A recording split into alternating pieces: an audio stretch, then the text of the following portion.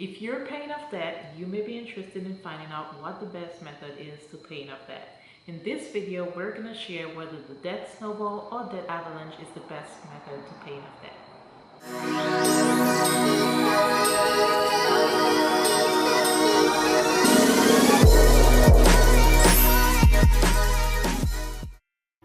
Hey guys, it's Mike and Shama from Happy Living Now, where we share how to build a life of maximum happiness and financial freedom by spending less, saving more, living happy, and living rich. So if you'd like to learn how to live your best happy and rich life, this is the place to be. Yeah. Alright guys, so as you can see, I have a very special guest here. This is Mac, as he introduced himself earlier, and this is my partner. And I thought today I would bring him on and we could talk about the debt avalanche and the debt snowball method. Yeah. Alright, so we're gonna get right into it. If you have no idea what the debt snowball and the debt avalanche method is, basically the debt snowball method focuses on paying off the lowest debt first. So you would basically write or figure out your debt, what the balances are, and you would focus on paying off the smallest debt and working your way up. Picture it like picking up a bit of snow and having it in your hand and forming a ball with that, and then you roll it in some snow. What happens, it's gonna get bigger and bigger as it picks up more snow as you keep rolling it. It's the same method or the same concept with the debt snowball method, right? Okay. Right. So like I said, the debt snowball method focuses on paying off the lowest debt first. So you pay your minimum balances on all your other debt, but with your lowest balance, you pay that and you continue paying that, and once you've paid that off, you would take the minimum balance of that debt that's paid off, roll it into the minimum balance of the next lowest debt, and you keep going that way until you've paid off all your debts. So what do you think? What do you think that the pros of that method could maybe be? Well, definitely you could look and see the different creditors that you have paid off. As you pay off those creditors, it looks like you have less and less number of debt to handle. Yeah, so it's basically a good motivation for people out there who likes being motivated. It's a good way to keep motivated because then you do see your debt being reduced, and that is a good motivating factor for you. And if that, you could use that as momentum to keep going. So at least your number of creditors that you owe, so maybe less. It definitely goes down. Less mails from the creditors. Yeah. So psychologically it might put you more at ease. Definitely. Yeah, because then you're paying off less people at the end of the month, so to speak. Right, you feel like you're under less burden, or you owe less people. Alright, so the next method is the debt avalanche method, and on that debt you're focused on what? Avalanche? On the debt avalanche method, you're focused on paying off the highest interest debt first, right? Right. The creditors that you owe that have the highest interest rate with the balances. Yeah. So again, the whole concept with the debt avalanche method is that you start, if you picture an avalanche, it starts at the highest point and crashes down to the lowest point, and that's the whole concept with the debt avalanche method.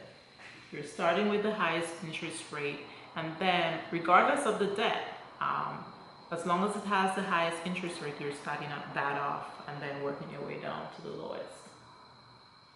Right, so I guess with this method, even though you will have like a lot of more creditors than the other method, you should be able to eliminate your debt faster, because high interest rate more often than not will take up a large amount of your payments that you're making to your creditors. So by eliminate those higher interest rates first.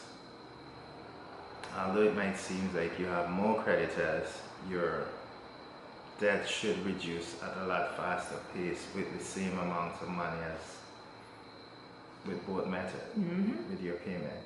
Right, with the debt snowball, yeah.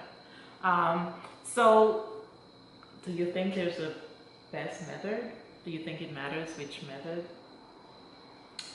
Yeah, definitely it's up to each individual. Some people freak out by having a lot of creditors and a lot of creditors sending mail every month, and they like, I don't want to deal with all these creditors.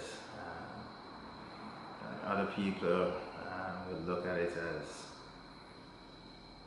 you know, I want to pay off my debt in 2 years or 15 months, and look at the fastest way of getting it done with the same amount of cash. So they will go with the more Avalanche method. Right. And pay it off faster, because then they've taken care of the high interest rate that's eating into the principal payments. Yeah. So basically, at the end of the day, it doesn't really matter whether you choose the debt avalanche method or you choose the debt snowball method. Like I said earlier, if you're one for being motivated and you like to see your debt balances going down, then maybe the debt snowball method is best for you. However, if you're a disciplined person and motivation is not really a factor for you in terms of paying off your debt, then maybe the debt avalanche method would be better for you because you're paying from the highest interest down to the lowest. Now, I think there are times when either method might not even really matter, because I think there's times you might be in situations where you have debt and, you know, you have high amounts of debt, and your high amounts of debt also has high interest rate. Right? So it's like, you know, what method do you choose at that point if all your outstanding debts are high balances and also have high interest rate? You would have to pick the method that works for you best at that point. For me, on my debt-free journey, I've not chosen any specific method. So I've used basically a combination of the debt snowball and the debt avalanche method because it works for me. I may choose the debt snowball. I think I paid off my Mrs. card in 1 month because that was the lowest amount. It was $115. So I paid that off in 1 month. And the next month, I just used the combination of the two. So, I mean, at the end of the day, I'm working to reducing my debt, if not completely eliminating it, and that's the end goal. And so as long as you're working towards getting yourself in a better financial position, whether you use the debt snowball method or the debt avalanche method, it doesn't really matter, right? You gotta get rid of that debt. So get rid of that debt. Momentum matters. So starting and moving on, moving ahead with it definitely make a big difference. Yes, it does. So the key take-home message here is to keep that momentum and keep going, right? Amen. Amen. All right, guys, so that was it. That was our take on whether the debt snowball or the debt avalanche is the best method. And as we said, it's up to you. What fits your situation best is going to be the best method for you. So we thank you for watching. Hopefully this information was useful to you. And hey, if you're on your debt journey and paying off debt, let us know in the comments down below what is the best method you're using, whether you're using the debt snowball or the debt avalanche, and why. All right, until next time, guys, be you, be unique, and continue to be the master of your life's masterpiece.